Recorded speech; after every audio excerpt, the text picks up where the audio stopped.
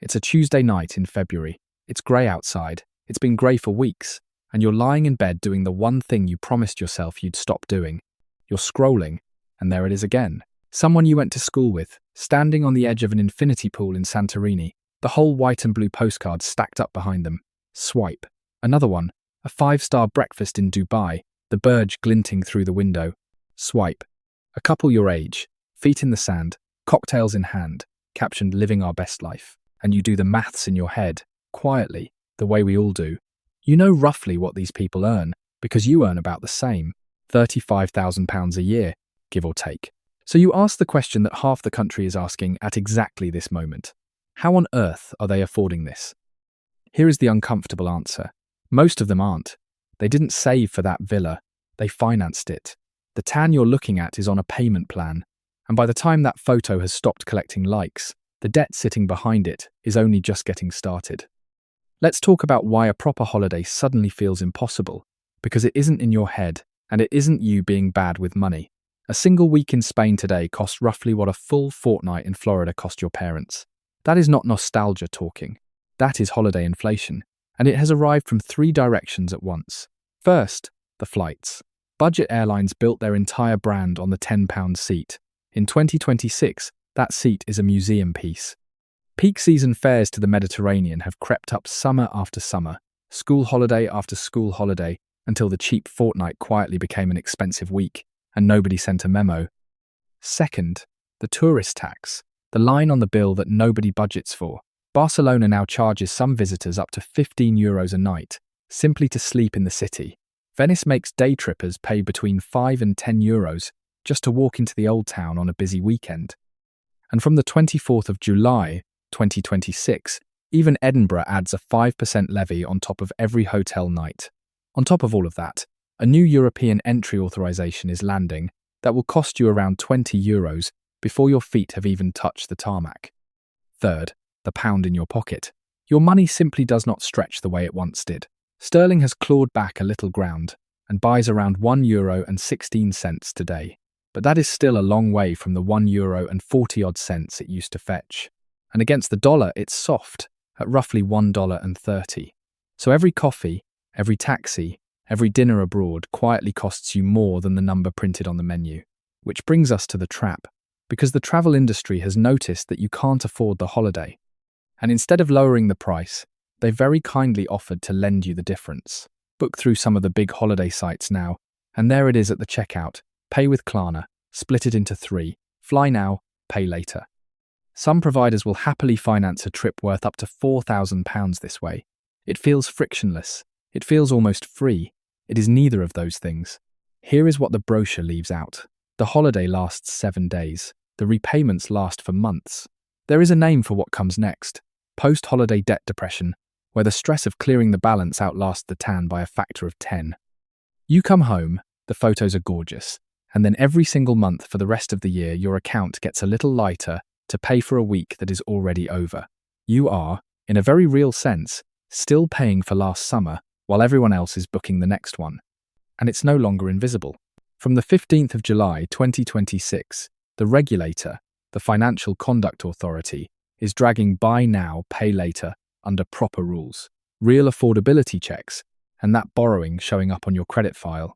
A missed holiday installment can now follow you around for 6 years, which means financing your tan today can quietly cost you a mortgage approval tomorrow. That is not a trade the infinity pool is worth.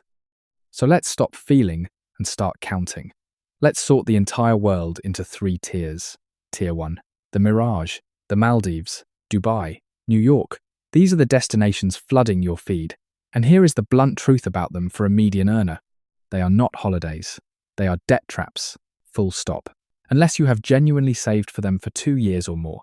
If you are putting the Maldives on a payment plan, you are not wealthy. You are renting the appearance of wealth at a very high price for about a week. Tier 2, the squeeze. This is the one that stings, because this is where your parents actually went. The Algarve, the Amalfi Coast, the classic, dependable, middle class, 2 weeks in the sun staples. Quietly, over a single decade, these have drifted out of reach for ordinary earners. The tourist taxes, the hotel surges, the weaker pound, Together, they have turned a middle-class holiday into an upper-class one. The family that used to go there on a teacher's salary now simply can't, and nobody stood up and announced it.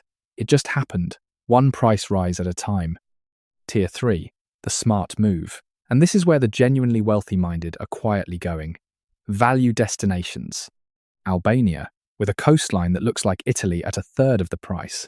Poland, where a long weekend in a beautiful city costs what a single dinner costs in Paris. Turkey, where the exchange rate finally works in your favour instead of against you. These are not consolation prizes. For the same money you would have burned in Tier 2, you get more holiday, more comfort, and this is the important part, no debt waiting for you when you land. Fine, you say, I'll just stay home. A cottage in Cornwall, a week in the Lake District, cheap and cheerful, no flights, no faff. Here is the paradox nobody warns you about. A rainy week in Cornwall can cost you more than a flight to the Mediterranean. Our rail fares are among the most expensive in Europe, and a family of 4 travelling at peak times can pay more to reach the British coast than they would to fly to Spain. Domestic hotels surge their prices the very moment the schools break up. And now, with Edinburgh joining the tourist tax party, even a city break north of the border comes with its own levy attached. You can genuinely spend more money getting soaked in Devon than getting a tan in the Algarve.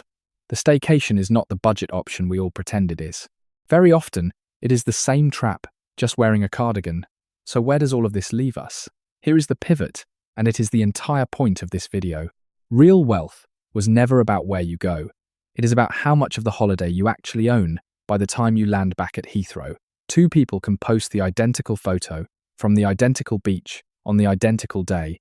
One paid in cash and walked away free. The other is 9 months of repayments away from simply breaking even. Same photo, opposite financial reality. The camera cannot tell the difference, but your bank balance can, and so can your blood pressure at 3 in the morning. The question was never, can I afford to go there?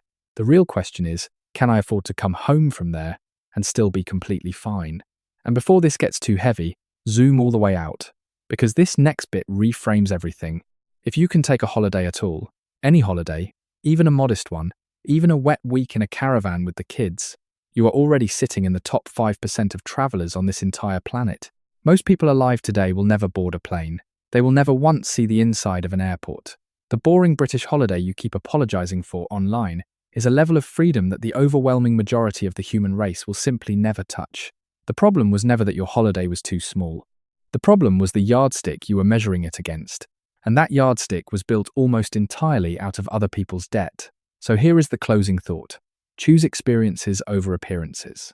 A camping trip paid for in cash, in a field, with the people you actually love, delivers more real wealth than a financed infinity pool ever will, because you come home from it richer than you left, not poorer. The infinity pool is rented. The memory from the campsite is owned outright, forever, and it never sends you a payment reminder. The wealthiest thing you can possibly do in 2026 is not to go somewhere expensive. It is to come home with the tan, with the memories, and with none of the debt. So go somewhere you can genuinely afford. Come back free. That isn't settling for less. That is quietly, completely winning.